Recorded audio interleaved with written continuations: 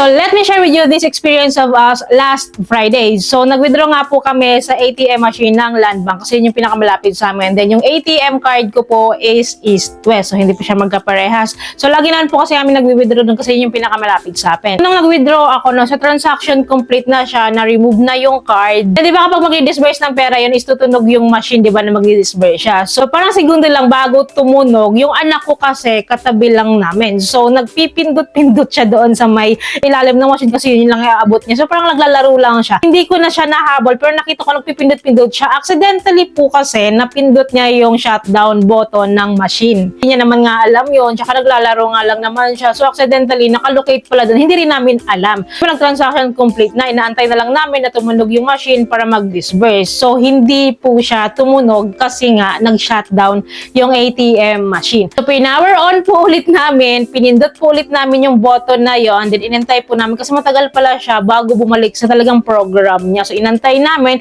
and wala pong nag-disburse, wala pong tumunog and wala pong naglabas ng pera. So hindi po ako nag-withdraw ulit dahil chinek ko po agad-agad kung na-debit ba yung pera na na-withdraw nga namin kasi nag-transaction complete. Though 2,000 pesos lang naman po yun. Pero syempre malaking bagay na saan mo pupulutin yung 2,000, diba? So upon checking sa my East-West mobile app ko, nakita ko nga na nag-debit siya. So, nabawasan po siya. Hindi naman po ako worried that time kasi nangyari na po kasi sa akin yan second time na po itong nangyari sa akin na bumalik siya after 2 hours, bumalik yung pera sa account ko. So, ganun yung nangyari. No? Sabi ko, hayaan na lang natin. Babalik naman na yan. Babalik naman yan. Kaya ginawa ko po, nag-withdraw po ako ulit ng 2,000 kasi kailangan ko po kasi ng cash noon. Wala po akong dalang cash and kailangan namin ng cash noon. Kaya yun, nag-withdraw ako ulit. Bali, 2 pong transaction ang nangyari kasi nag-withdraw ako ulit. So, successful na yun, no? Kasi nga nakuha ko yung pera. After 2 hours po of waiting na bumalik yung pera na na-debit sa akin, hindi po siya bumalik. Hindi lang po talaga kasi kami makapag-complain sa bangko that time, sa physical bank hack.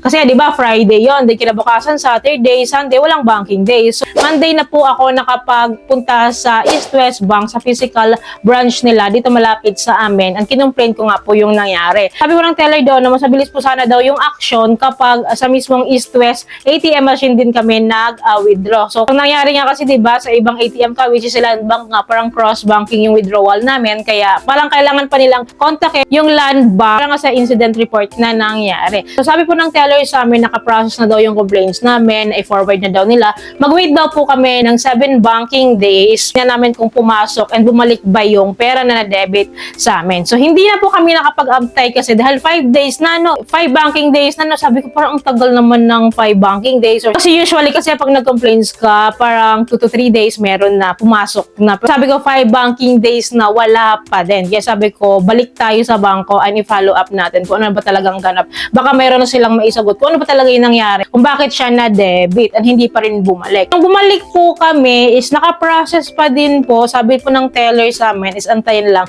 Kung 7 days wala pa din, kailangan na po ulit namin balikan para investigahan kung ano ba talagang nangyari. Kung bakit nagiging ganon. So, ganon nga po yung nangyari na yan. Tayo po namin, umuwi po kami sa bahay. So, kinabukasan po, pumasok na po agad yung aming pera na 2,000 pesos. So, tuwang-tuwa po ako kasi parang 6 banking days ang nangyari bago siya pumasok. So, kung hindi pa namin, I think sa akin lang to, kung hindi pa namin po pinalo up, is hindi siya magkakaroon ng usad. So, kapag na-debit, ang hassle pala. So, kapag na-debit po kasi, syempre, hindi tayo papayag na hindi makabalik yung pera. Kasi hindi naman talaga natin nakuha, hindi naman talaga natin na-withdraw successfully. Ang hassle lang kasi kailangan pumunta ng physical bank. So, maganda talaga kapag yung ATM card mo is may physical bank near you para makapag-report ka ng mga insidente na ganito. Kasi sa experience ko kasi nung una, na-debit din kami, 6,000 pesos ata yun or 10,000 with the same ATM machine. Doon din sa ATM machine na yun. For that time kasi yung ATM machine na yun po is nag-e-error talaga. Hindi siya nagsa-shutdown katulad ng nangyari sa amin.